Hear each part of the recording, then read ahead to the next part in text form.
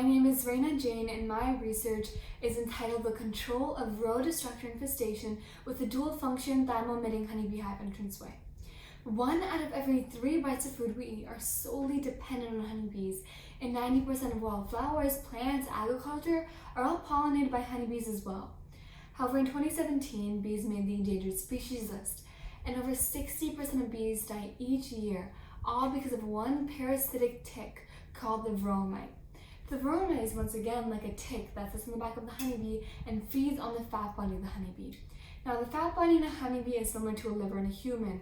It allows the honeybee to detoxify pesticides, regulate its temperature against many external factors. So the depletion of fat body of the honeybee caused by the varroa mite renders the honeybee defenseless against many different environmental disturbances.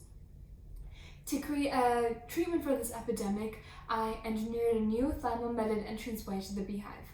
This 3D printed entranceway is coated with a chemical called thymol and has holes. So as the bees pass through the holes of the entranceway, the thymol rubs off onto the body of the bee, where ultimately the concentration which kills the varroa mite is reached, guaranteeing the death of the parasite, but simultaneously leaving the honeybee unharmed. How I discovered this was in laboratory settings. I realized that the bee experiences 0.7 micrograms of thymol per pass through one hole of the entranceway. However, I also had to take into account that bees are flying, leaving the hive 20 times for water, pollen, etc., which means they're going in and out of the hive 40 times each day. So although a bee experiences only 0.7 micrograms of thymol per pass, a bee actually experiences 28 micrograms of thymol per day.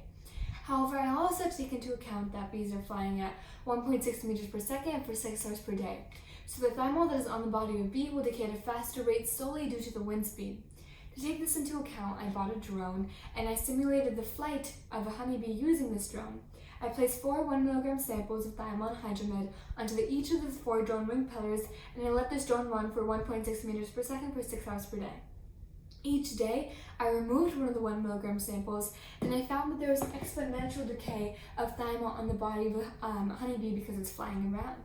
However, I also had to take into account that now I could create a model that considers both the daily deposition of thymol the bee experiences by passing the entranceway 40 times a day, and the daily decay of thymol caused by the bee flying around at, once again, 6 hours per day, 1.6 meters per second. So I created a model, and through this model I found that in 4 days the bee experiences 59.7 micrograms of thymol, whereas the lethal concentration, which would kill a varroa mite, is 56 micrograms. This means in 4 days post-installation, the varroa mite is guaranteed death. But I also found that in 5 days the thymol content maxes out, which means that the honeybee is left unharmed. However, this is just in laboratory settings, so to make sure that this actually applied in a real-world application, after many emails sent, after lots of persistence, I was finally able to get beekeeper volunteers in Florida, Georgia, Nevada, California, Rhode Island, Connecticut, all over the US to test this beehive entranceway out for me.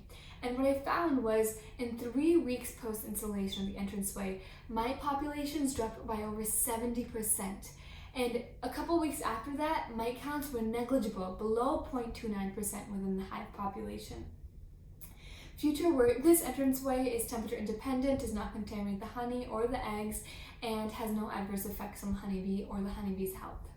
Future research involves, I'm currently in contact with the bee farm in California, who will be testing 30,000 of these entranceways out for me on their hive.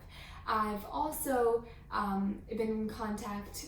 I've also applied for a national US patent, and once that closes, I will look forward to distributing this product to beekeepers on a larger scale. Thank you so much for listening.